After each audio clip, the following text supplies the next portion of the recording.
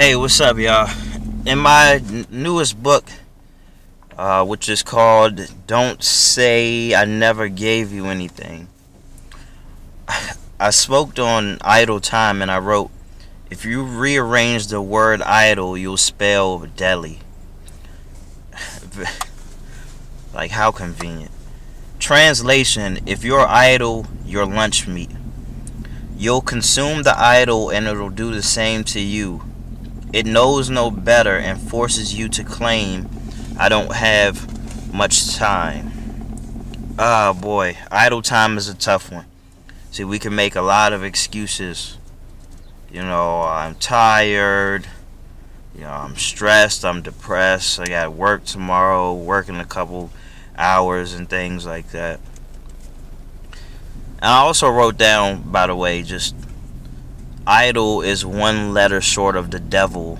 And I remember not the devil, but of spelling devil. And I remember people making the connection where they were just saying like the idle time is the devil's playground or something like that. And I've grown to agree with that, no matter what you may think of devils and gods of this world. That's besides the point. The point is that your idle time is your most crucial.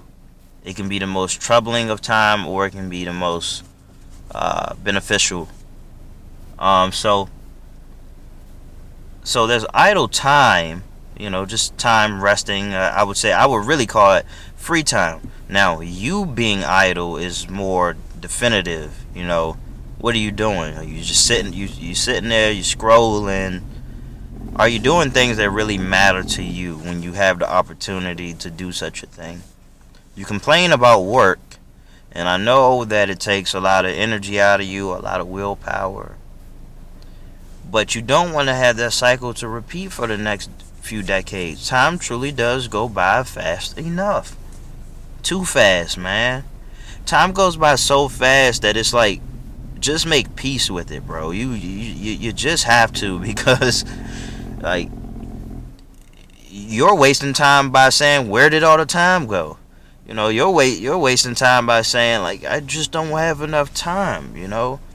Like, time is so important in this lifetime that you gotta be like a dope fiend for 5 minutes here, 10 minutes there. Like, you gotta make it all count when you waiting for the bus, man. When you waiting for food to be cooking in the microwave, in the oven, man, you gotta use that time to the best of your ability. So how do you save yourself some time, first of all, so you can utilize it in a desired manner? So the easy answer, which is a throwaway in conversations today, is you plan. Okay, you don't want to go by chance. You don't want to let your reactions dictate how your day is going to go. It's very tough to overcome waking up in a reactive state. It's very tough, man. Okay? And waking up in a reactive state can be as simple as your child waking you up 3 something in the morning, but you can't go back to sleep. So as you try to fight to go back to sleep, or you try to get up but you don't know exactly what to do, you're wasting time right there. And then you like prolonging a long nap for later on, that thing, which isn't inherently a problem. But if you don't get around to doing anything because you feel so tired and you didn't plan, then when you wake up from that nap, it's just gonna be like the whole day is just kind of like gone in a sense.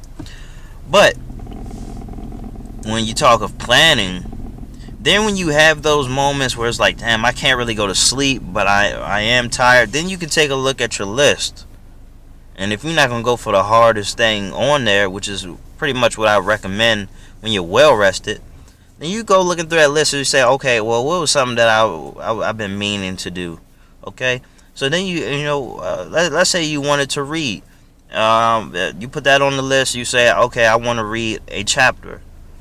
Then you can make a little game out of it. Make a little competition out of it, because you may not be all that motivated, but when we start talking about competing, you start talking about speed and all that, and now, it's gonna pique a couple of you guys' interest. So you say, how fast can I read this chapter, for example? And it's not just for the sake of getting through it, but obviously you want to retain the information, so you want to be efficient as well. But you don't have to sub one for the other, is what I've learned. I'm pretty good at speed reading, but it's like I have to be on a roll. I just have to have certain music playing, maybe classical music. You got to have your tongue hit the roof of your mouth. Obviously, no distractions. Don't say the words in your head. Look, I'm giving you a lesson right there. That's how you speed read. But with your idle time and things like that, or with your time in general, you want to cut down on certain things. So, obviously, we don't want you stinking, but, you're going to cut the shower time down.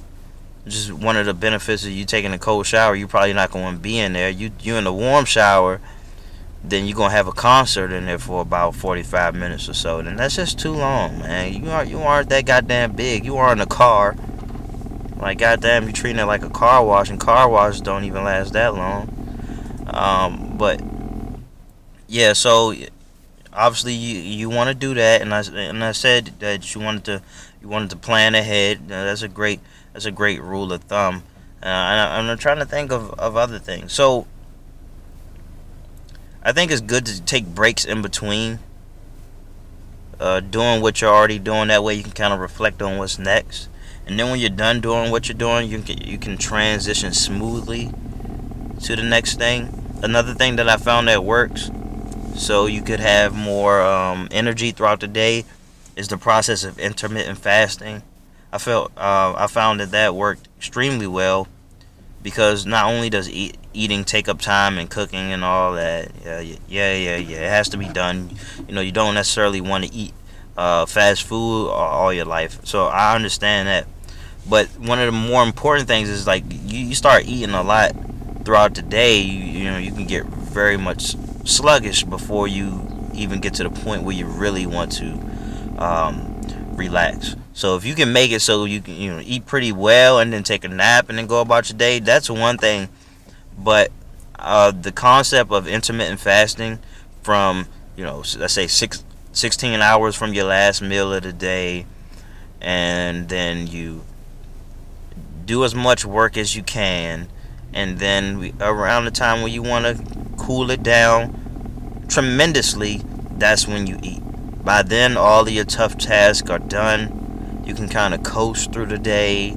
Then you can kind of multitask a little bit. Then you do the eating while you play chess, or while you're reading, or your audio books while you washing clothes.